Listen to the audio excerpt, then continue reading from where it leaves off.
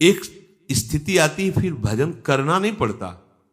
जैसे हर नस नाड़ी में रक्त का प्रवाह दौड़ रहा है, दिल की धड़कन स्वयं हो रही है, सांस स्वयं आ जा रही है, ऐसे भजन छा जाता है। भजन करना थोड़ी पड़ता है फिर। पर यहां तक पहुंचने के लिए विषय क्रिया, विषय चिंतन त्याग करके निरंतर भजन का अभ्यास, तब आपकी रोम रोम जब रग रग बोले तब कछ स्वाद नाम को पावे। नस नाड़ियों में जैसे रक्त दौड़ रहा है, भजनानंदी के नाम रक्त के साथ दौड़ता है। देखो ना, कंडा थाप रही तो कंडा बोल रहा है विट्ठल विट्ठल, उसमें गूंज रहा है विट्ठल। ये सब अपार बलशाली महापुरुष हैं। क्या बल है इनका? प्रभु, प्रभु इनके बल है। हम लोग इस बल का दुरुपयोग करते हैं, इस बल को आसुरी भाव में प्रयोग कर बलपूर्वक किसी का स्वत अपहरण करना, किसी को दुख पहुंचाना, अपनी इंद्रियों को भोगों में अपने बल का प्रयोग करना, यह हमारे नाश का कारण बन रहा है। भगवान ने हमें ये जो बल दिया है, ये राग रहित होने के लिए है, ये दूसरों को सुख प्रदान करने के लिए है, ये काम आदि वेगों को सहने के लिए बल, ये बल है हमारा। हम टूट जाएं, हम निराश हो जाएं, उदास हो जाएं, कैसी परिस्थिति में हमें डाल देते हैं ये भोग कामनाएं, भोग चिंतन। स्वयं आत्महत्या करने के लिए तैयार हो जाता है आदमी।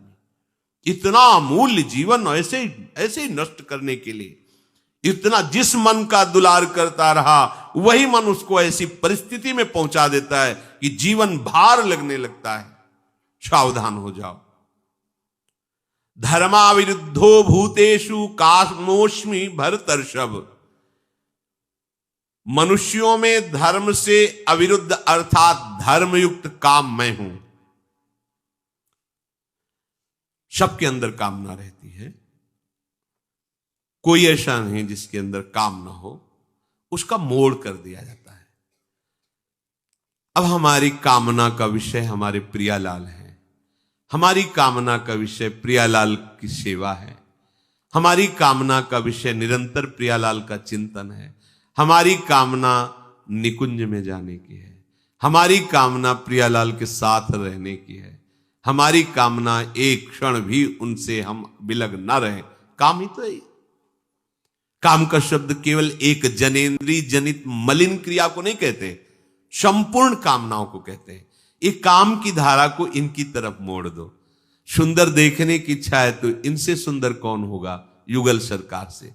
सुंदर सुनने की इच्छा है, एक एक अक्षर में प्रेमामृत समुद्र उड़लते जब प्रियालाल बात करते हैं। आहा, गावत सुंदरी हरि सरस धमार, पुलकित खग मृग बहत नवारी। प्रियालाल गा रहे हैं। स्पर्श, इनसे सुंदर किसका स्पर्श होगा? इनके श्री चरणों की सेवा, इनके श्रीअंगों में पोशाक धारण करवाना, आभूषण धारण कर, ये हमारी संपत्ति है। ये दंपत्ति हमारी संपत्ति है। जैसे अपनी संपत्ति में कोई भय नहीं होता, ऐसे ही हमारी संपत्ति प्रियालाल हमारे खिलौना है। श्यामा श्याम ये हमारे खिलौना है, ये हमारे जीवन धन है, ये हमारे प्राण है, ये हमारे मित्र है, ये हमारे सर्वस्व है। कामना को मोड़िए इधर। इनसे बढ़िया प्रीतम कौन होगा? इनसे बड़ा धनी कौन होगा? और ये सब होते हुए भी बहुत प्यार करते हैं। जो कोई थोड़ा भी इनसे प्यार कर ले, बहुत प्यार करते हैं। आप सोचिए जरा, अर्जुन जी भी भगवान के अंश ही है ना। किसी पार्षद को अपने सारथी को कह देते कि रथा की, जो समस्त दिव्य शक्तियों से संपन्न भगवान के सारथी, लेकिन भगवान स्वयं सारथी बन गए। किसी एक पार्षद को भेज देते, जाओ सेन नाई का सब काम बना दो, एक क्षण में बना दे। राजा को वैसे ही सब। आप गए राजा के चरण चाप रहे, तेल मालिश कर रहे, पार्षद को नहीं भेजा। माधवदास बाबू आप मल भरी लंगोटी धो रहे हैं, त्रिलोचन जी के आप नौकर बनकर। ऐसा स्वामी कौन होगा प्यार करने वाला? इतना बड़ा महान ईश्वर होते हुए अपने दास के लिए इतना गिर जाना, कैसे इनकी कोई कृपा का वर्णन करे?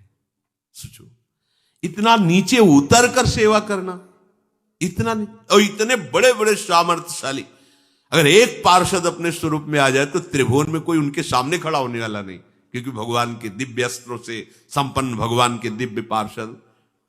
यमदूतों के सामने कोई ठहर सके किसी की सामर्थ्य है? पर नारायण अपने बच्चे के लिए आवाज निकली ऐसी, भगवान की पार्षद आ थर थर कांप रहे थे यमदूत केवल दर्शन मात्र से। ऐसे थोड़ी, ऐसे स्वामी इन पार्षद, ये सब शक्तियां ही तो है, माया आदि अनंत शक्तियां। आप प्रभु स्वयं सेवकाई कर रहे, अपने भक्ति की सेवकाई कर रहे हैं।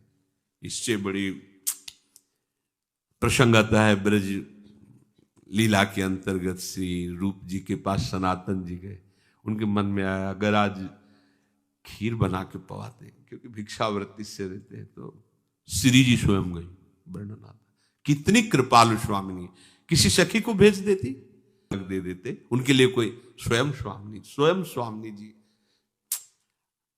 अति उदार भी सुंदर सुरत सूर सुकुमार। अब और हम किसको अपना प्यारा माने, किसको प्रीतम माने? ये कामना रोकनी नहीं है, मोड़नी है। ऐसे सुन, मतलब पति भाव से गोपीजनों ने भजा तो बड़े बड़े परमहंसों ने चरण धूली माथे पे धारण की, सखा भाव से भज। अरे वो तो तुम्हारे सब कुछ, स्वामी सेवक गुरु चेला मित्र कुछ भी बनने के लिए तैयार है। ऐसा कौन स्वामी होगा, ऐसा कौन महान दूसरा हो सकता है जो अपने प्यार करने वालों के लिए कुछ भी बन सकता है? कोई त्रिभुवन में ऐसा कोई त्रिभुवन में नहीं। भीष्म जी ने प्रण लिया दुर्योधन की बार बार प्रेरणा पे। दुर्योधन कहते 10,000 महारथियों को मारते हैं, लेकिन मुझे पता है तुम पांडवों से प्रेम करते हो, हमारे सेनापति ऊपर विजय मनाते पांडवों की हो। बार बार उन्होंने 5 बाण निकाले और कहा अगर मैं कल सुरक्षित रहा तो कल पांडवों का वध निश्चित है। भीष्म प्रतिज्ञा, सूचना फैल गई दोनों शिविरों में, कौरव पक्ष के उत्साहित हो गए। भीष्म प्रतिज्ञा मतलब अटल। द्रौपदी जी ने जब ये बात सुनी तो उनका हृदय कांप गया। प्रभु ने जब ये बात सुनी तो वो भी एक बार सोच में पड़ गए। पांडवों के पास गए, शिविर में सब सो रहे थे। अरे उठो, भीष्म जी ने प्रतिज्ञा की तुम्हारे मारने के लिए। बोले पता है। बोले पता है, फिर तुम सो रहे हो? तो बोले इसलिए सो रहे कि आप जग रहे हो। आप जग रहे हो ना, इसलिए हमें क्या चलता है, आपको पता है ना। बोले हमें बड़ी चिंता हो रही। बोले इसीलिए हम निश्चिंत है, आपको जो मनमानी करो, हमें कोई परवाह नहीं। यह शरणागति। आपको पता है? बोले हाँ हमें पता है, तभी हम सो रहे हैं चैन से, ब्यास भरोसे कुंवर के। हाँ प्रभु, द्रौपदी जी, प्रभु आपके होते हुए चलो अभी चलते हैं, अपनी दासी के कपड़े लाओ। प्रभु दासी की पोशाक पहनते, पादुका अपने पीतांबर में लपेटने द्रौपदी जी की, क्योंकि भीष्म जी महापुरुष हैं। संध्या का समय, तो नंगे पैर उनके दर्शन करने के लिए जा रहे हैं। जितने भी रक्षक हैं वो समझ रहे हैं कि दुर्योधन अभी प्रण करवा के गया है, तो खुशी में उनकी पत्नी दासी के साथ प्रणाम करने आई। बिना किसी प्रश्न उत्तर के सब अंदर गई। भीष्म जी भगवान के चिंतन में थे कि प्रभु आप देख लेना, प्रण तो हो गया है, नाथ आप देख लेना। प्रणाम करते हुए 9 वधू को देखा, उनको भी यही भावना आया कि दुर्योधन की पत्नी आई होगी, क्योंकि हमने पांडवों के वध का संकल्प कर असौभाग्यवती भव। द्रौपदी जी ने घूंघट हटाया और कहा अभी थोड़ी देर पहले सब शिविरों में सूचना पहुंच गई पक्ष और विपक्ष के कि पितामह ने संकल्प लिया है कल 5 पांडवों के वध का, तो आप कैसे हमें सौभाग्यवती कर सकते हैं? वो कहां है? वो ये आगे की बात, जो मुझे इतने छल से संकट में डाल दे कि मेरे अंदर सौभाग्यवती कहने का प्रेरणा कर रहा है, और सामने तो वो है कहां? द्रौपदी जी कुछ नहीं बोली, उठ गए तो दासी की जहां तक मर्यादा होती है वहीं दरवाजे पर भीष्म जी ऐसे पकड़ा, ऊपरी वस्त्र ऐसे दासी पादुकाएं द्रौपदी की गिर गई। ओहो, जगत के ईश्वर होते हुए अपने भक्ति की रक्षा के लिए ऐसा। अरे जिनकी पादुका रखने की चौकी को ब्रह्मा शंकर आदि नमन करते हैं, वो अपने भक्ति की पादुका से। द्रौपदी से कहा, बेटी भीष्म क्या महाकाल की भी ताकत नहीं है जिसके रक्षक ये है? पर कहा ऐसे नहीं, अगर आप हमको तो फिर हम भी आपको कहते हैं कि गंगा का पुत्र नहीं कहूंगा अगर कल आपसे अस्त्र न ग्रहण करवा दूं युद्ध में। उनका ये तो हम झूठे हो जाएंगे, अपने भक्त के लिए हम झूठे हो जाएंगे। फिर कहा, प्रभु